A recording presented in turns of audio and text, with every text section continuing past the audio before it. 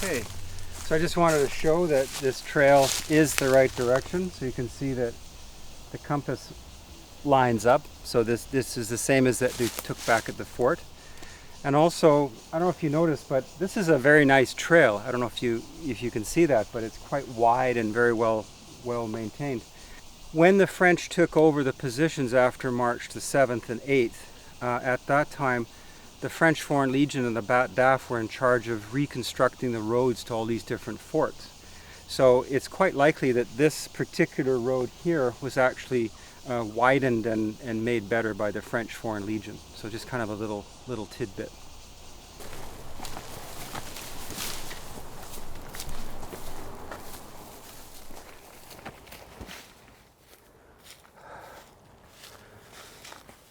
Okay, so here we are. This is Fort Bertin, or part of it anyway.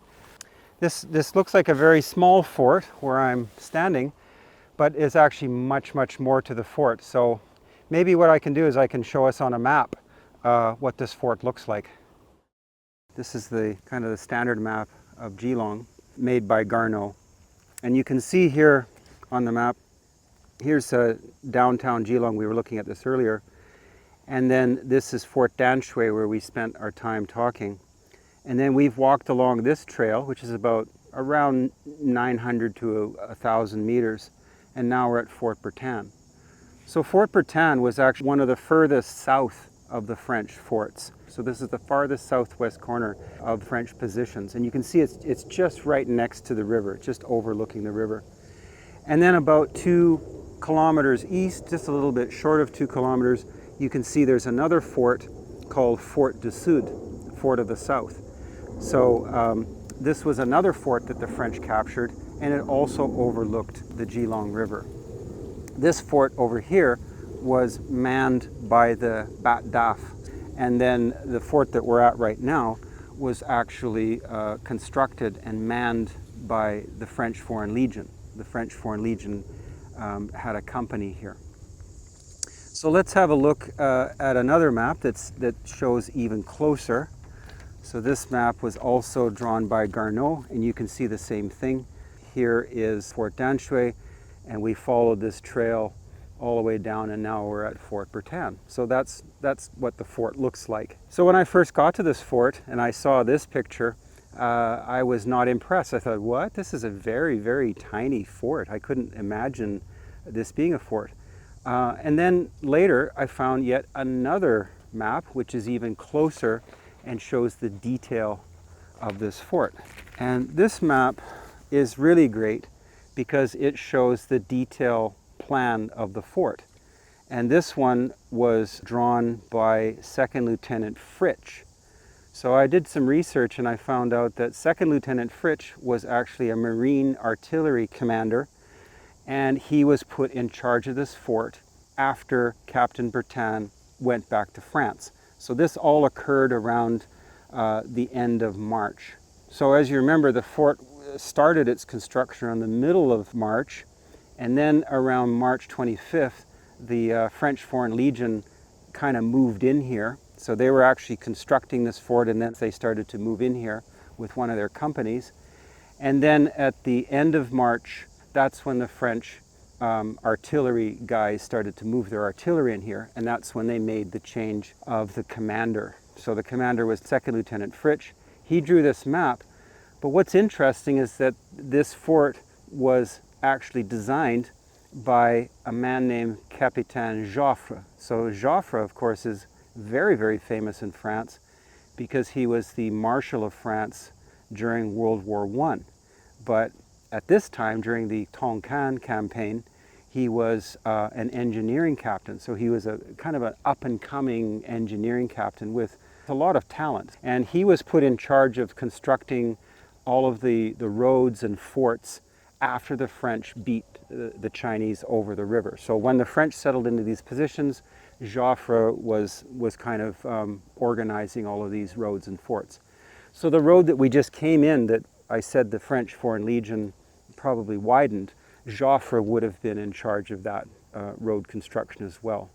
So there's a lot of interesting history about this fort. And you can see what's interesting about this fort is that it actually matches up well with the Taiwanese modern topographical maps. If you can see, this fort is kind of shaped like a shoe. And then you can see here this Taiwanese topographical map, and we're sitting right here. And you can see this landform is also shaped a bit like a shoe or a foot. So according to the French reports, this was not an easy fort to make. So the legionnaires who were here, they said it was very difficult because they have to make terraces inside this fort for their accommodations, and they had to make positions for the artillery. This was a very difficult fort to construct, but it was very useful. So as you can see, it's right on the edge of the Keelung River, and they can overlook the Chinese positions that were all along this front. Let's just start the tour right here, right in the very top of the fort. So you can see that we're actually at the C position. So this is the C position, very top of the fort. It's interesting, it's still here. You can see that it's still roughly the same shape. But the most interesting part, I think, is the fact right here. So you can see that we actually came in through the top. So the modern trail to come into this fort is right over the top of the fort, right into the fort as we came. But you can see carefully that that was not the original entrance of the fort in 1885. The entrance to this fort was on the side. So the French actually built their trail on the inner side of the hill. And that makes a lot of sense. Even though like modern hikers will find it more comfortable to walk along the ridge and we come into the top of the fort, the French didn't want the Chinese to see them. So I'm imagining that's why they put the trail on the side, so the Chinese cannot observe them coming and going on the inside of the ridge. So the other interesting thing about the top of this fort is that actually there were two photographs taken from the top of this fort. There was a French photographer who came here, and he took a shot to the east towards Nuan Nuan, and he took another shot to the west towards Badu along the Keelung River. Unfortunately, these two photographs cannot be found, so they've gone missing and everybody's looking for them. But fortunately, back in the 1890s when Garneau wrote his book, he had a bunch of illustrations. And then a French illustrator actually saw these photos and he drew a sketch based on these photos. So we have these two sketches. So here's the first sketch that he did, and this one is towards Nuan Nuan. And then because nowadays there's a lot of bamboo and you can see there's trees around, it's almost impossible to get the same view that he had when he took the photo. But if you pop up a drone, you can actually see, you can get exactly the same type of shot towards Nuan Nuan. And then the other shot, which is also very famous, is this shot here, taken again from the top of Fort Bertin. And this time he took the photo, this is towards modern Badu. And you can see that Badu back in the 1880s was just basically rice fields. This again was a great photo. And yes, if you pop the drone up and you also face towards Badu, you can get exactly the same view that he had. So that's kind of an interesting feature of the top of this fort. Okay, so before we take our tour of the rest of the fort, actually the one last thing I should say about this top here is when I first came here, and I think a lot of people when they first come to this first top of the fort, they think it's obvious that this is where the French had their artillery, right? Because you're at the very top and you can see everywhere. But actually when you look carefully at the French map made by Fritsch, they didn't have the artillery at this position, but they did choose this next position. Let's go to position B, and this is where they had their artillery.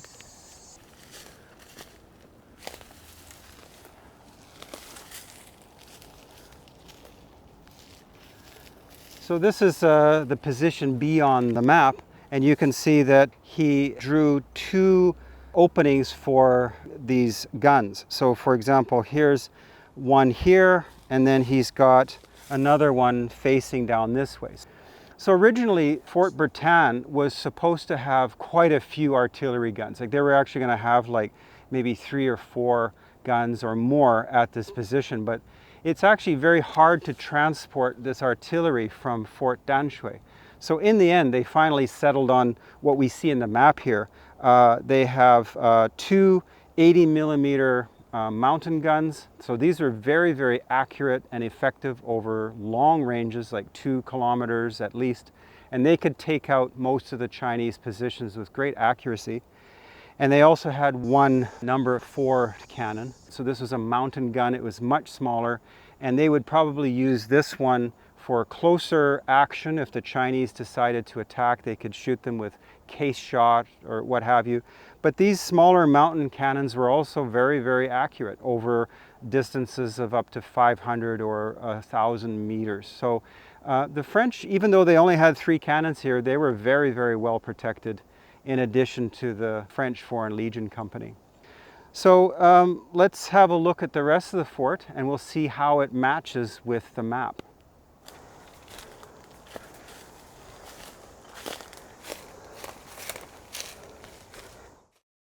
According to the map of this fort, the main artillery position was actually right here. There looked like there are probably walls here at some point. Those are gone. And then this area was flattened and that it has positions for 3 guns. What I find interesting about this map is that they indicate that there was 2 80mm mountain cannon and 1 number 4 cannon, but they have actually got positions for 5. My sense is that they may have had positions for 5 in case they bring in more artillery, or they would simply move the cannons around as necessary. For if the Chinese are attacking from one side, they would move the cannons there and so forth. But in any case, the map indicates that this area was cut out kind of as like a small diamond for 3 guns. We can't see it now because of the trees and the bamboo, but if you cut down all the trees and all the bamboo, and I'm sure the French did that, they would have perfect sight directly south of all of the Chinese positions on the west and south side. And as I said, these cannons were super accurate, so the Chinese were, of course, very, very careful to keep their distance. So next to this area, you can see there's actually an entrance to the fort. So let's have a look and see what's inside the fort, and we'll go there now.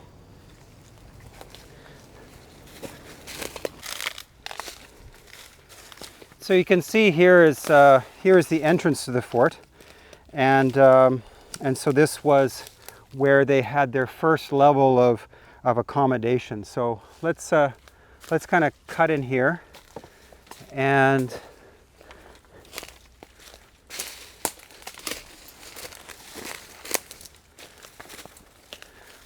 probably the first most interesting thing in this area is you can see that there's like a little cave that's straight ahead of me here.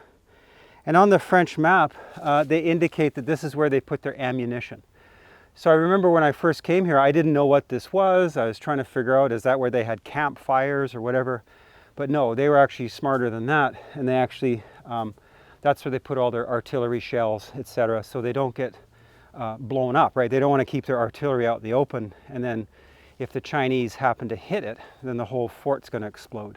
So that's kind of a smart thing. And so you can see that this area is kind of flattened. It's hard to say what they had in this area. They don't really mark it, but I'm sure they had different supplies and what have you in this kind of area. But if we walk a little bit further, now we're at this position A on the map, and there's a definite wall here. And this smaller area is where they would have their tents. Now my guess is, and I could be totally wrong, but since this is the top of the fort and they've got a definite barrier here, like a protected enclosure, I'm guessing that this may have been where the officers were housed. Could be wrong, but just my guess is that they had a very small number of tents here, and this is where it was. Could have been the hospital, could have been any number of people, but that's just my guess.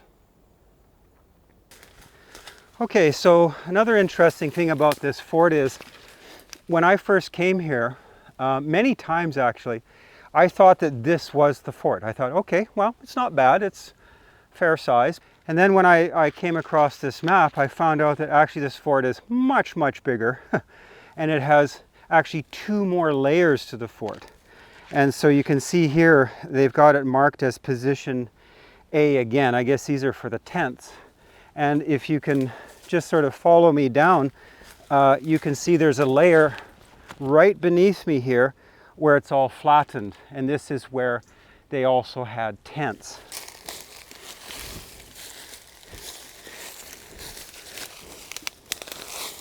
You can see that they kind of carved it out. It doesn't look as flat as it would have been in 1885, but you can generally see here where they would have had some tents, and it was probably a lot flatter and wider, but after we've had so many typhoons, it's not so flat. But this would be second level. We were on the first level. This is the second level.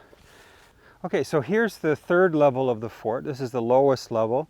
And you can see on the map, the second level is connected to the third level with a little ramp. I will actually climb down on the ramp. You can actually see the ramp is still here, and then it leads into a much flatter, bigger space below. So I'm going to go down to level H, and then we'll talk about it when I get there.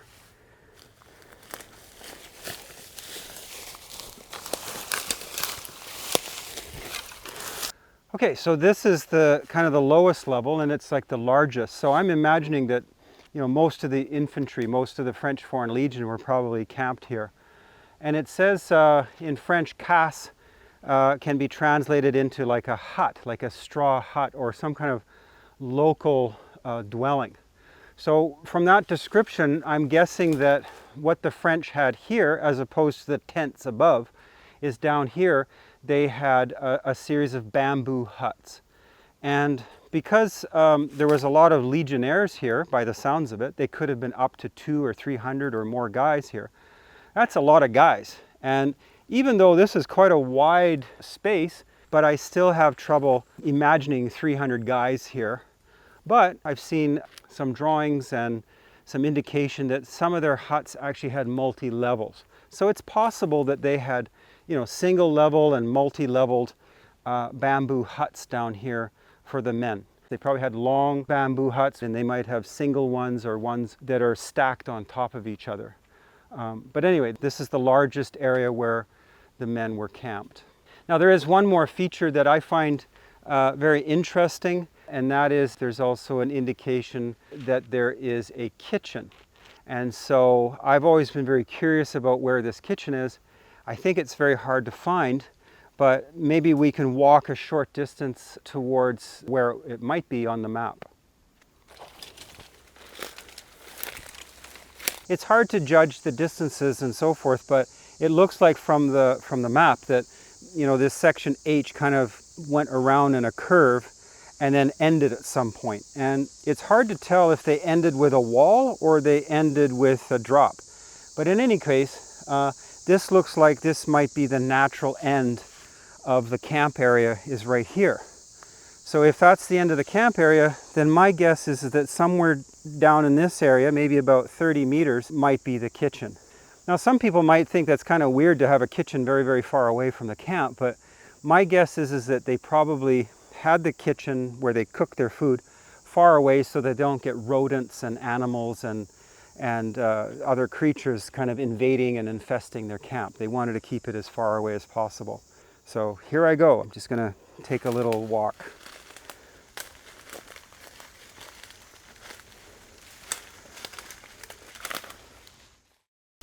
Did you find it? Well, I'd like to say yes, but it's not clear. And also I don't want to push my luck because, as you know from last time, we had, you know, a serious hornet attack in there, in that same area. So I'm just going to let it go. I looked forward, you know, 30, 40 meters. You know, the land kind of undulates and rolls a bit, but I wouldn't say there's anything that I could definitely say looks like a kitchen. So let's leave that to another day, or to other explorers who have bee suits, and they can go in there and poke around.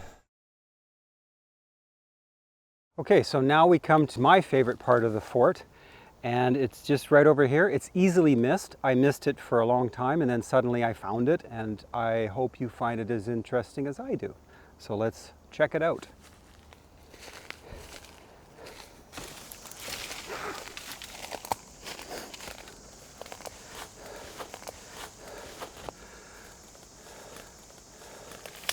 So as you can see on the map, there's actually a very, very long trench that they created to a lookout position.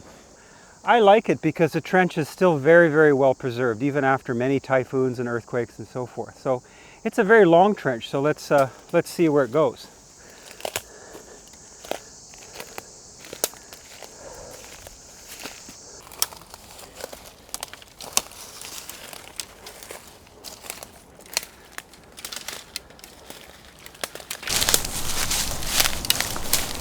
So one interesting thing that I have found about this particular trench, and also a number of other French trenches that I have seen up here, is that the French often built their trench line right on the top of a ridge so that they can see both sides. So you can see that this trench was looking this way, you know, and this trench was looking this way. So they're looking both east and west at the same time because they don't know where the Chinese are going to attack from. So if you go up in the hills and whatever and you find some French positions, you'll find that they often do that. They'll put it right in the middle and then you can see both sides. The Chinese, on the other hand, they tended to put their trenches on one side. So they tended to put their trench where they're facing the enemy, right? Because they don't expect the enemy to come behind them. So they'll build the trench more towards this way. Not always, sometimes they're in the middle. It's something to notice why they would put it on the middle of the ridge and not on one side. It's because they're expecting the Chinese to attack from multiple positions.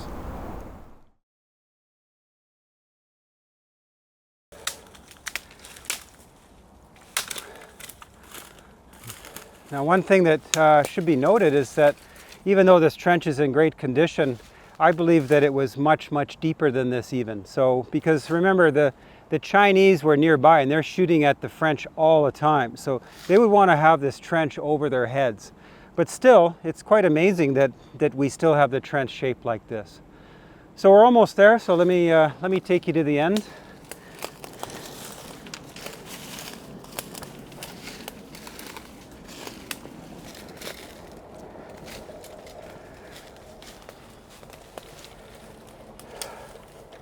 And so here's the end of the trench, which is, as you can see, it's an observation post, probably for about 5 or 6 guys, maybe more.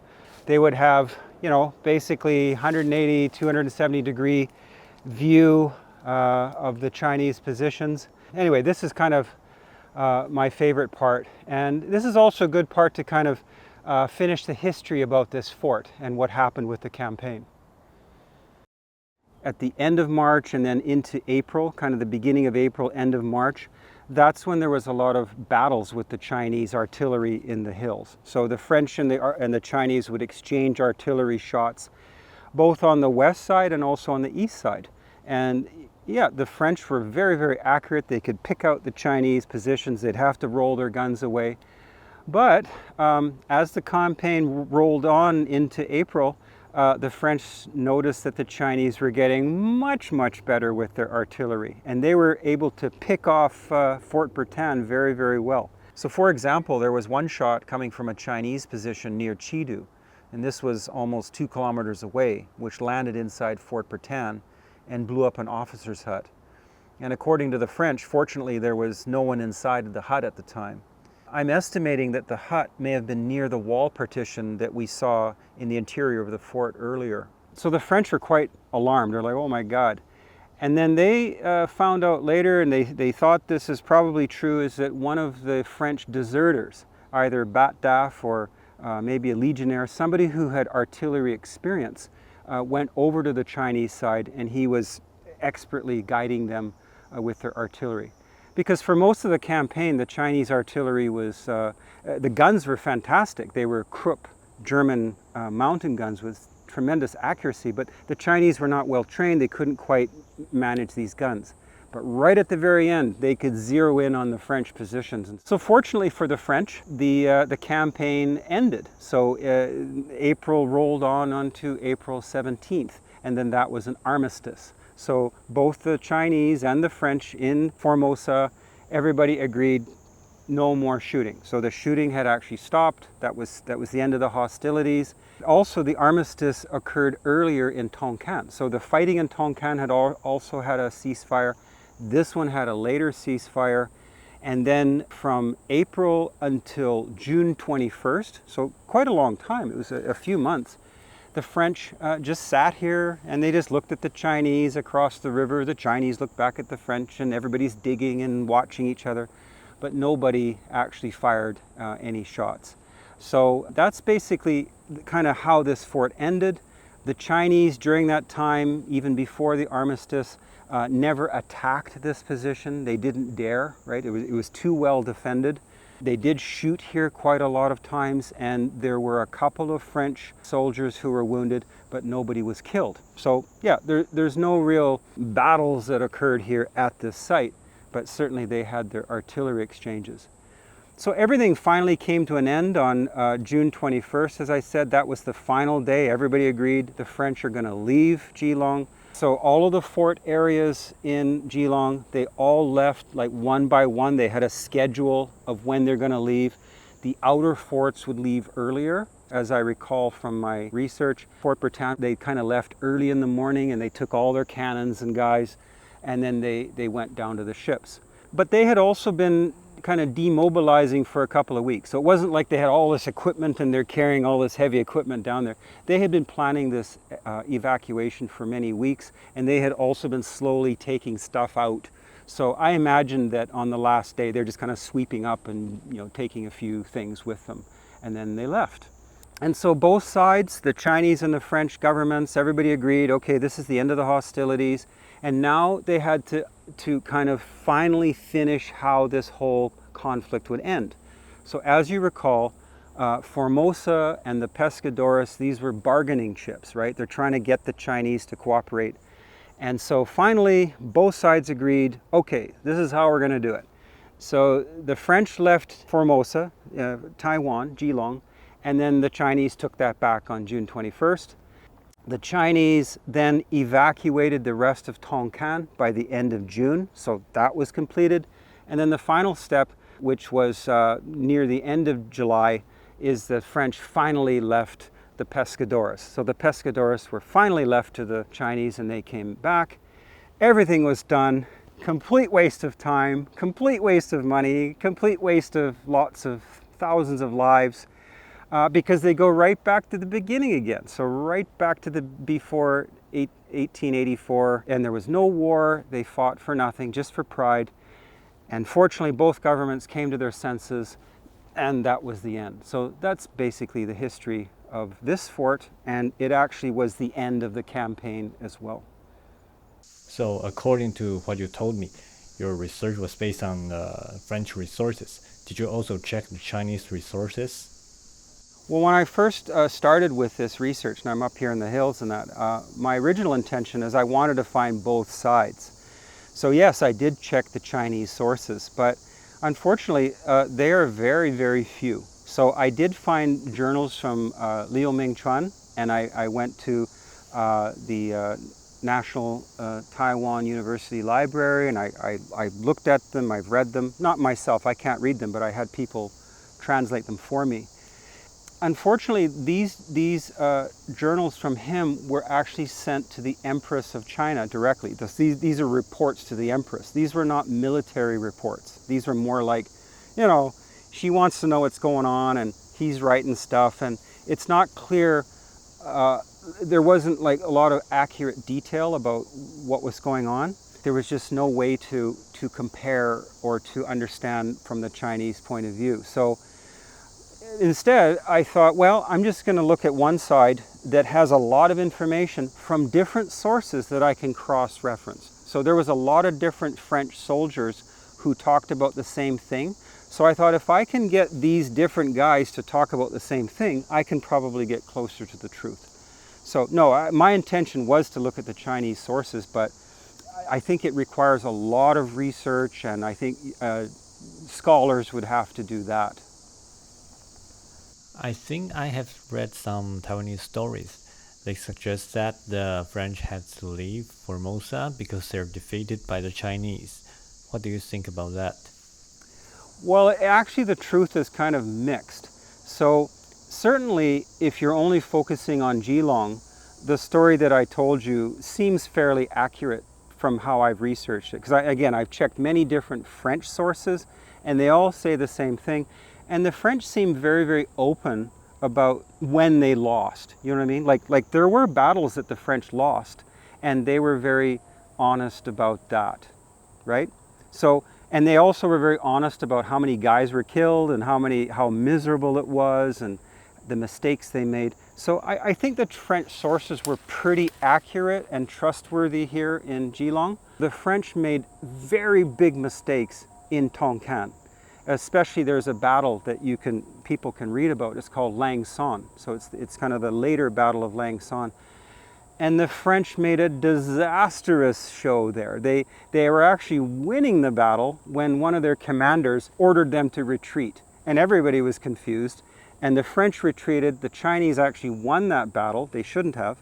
And that actually caused a collapse in the French confidence. So the French lost a lot of confidence from that episode. And it created a huge political problem in France. So everybody said, this is stupid, we have to end the war, and so they decided to end the war because of this incident. So everything kind of went from there. But to say that the Chinese beat the French in Keelung and they pushed them out because they beat them, I don't think that's accurate. It's accurate to say that the Chinese, in the very end, did very well in Tonkin. They did push the French towards a peace treaty because the French made such stupid mistakes at the very end. And I think everybody would agree with that. And then the French government was overthrown. So the French leader, Jules Ferry, he lost the confidence of everybody, and so the government changed.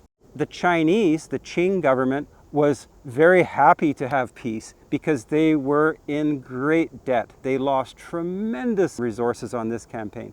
So both sides were exhausted. Both sides were very happy to get the peace back again. So to say that one side was better than the other, I'm not sure that we can make that conclusion.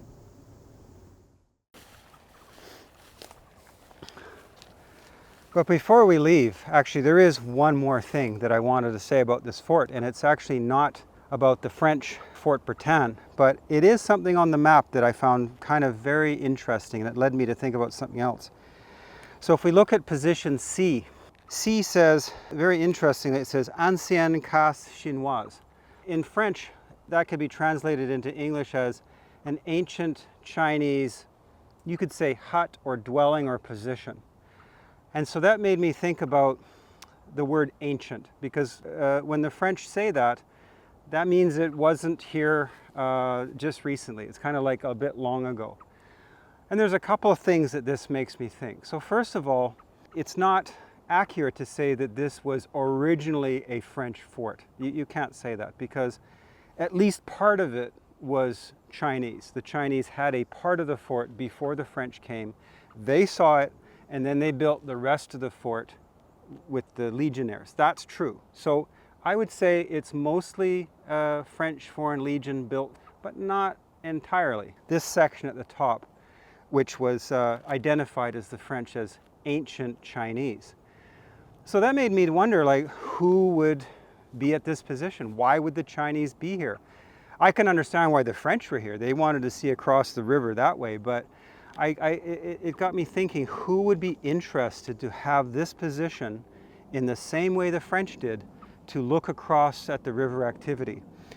So this made me wonder. I was wondering, well, how ancient could it be? Could it be like 10 years, 20 years? And I thought, it's possible that it might be 300 years before, and it could have been during the Dutch time. So I have a theory, again, it's just a guess, I'm not saying it is true, but I think there is a little bit of evidence pointing to the fact that this position may very well have been originally a Dutch observation post that's overlooking the river to see activity. I have some evidence and some ideas that I will present, and I think it's better to go back to Fort Bertin because the evidence is actually there, and then we can talk more about my theory.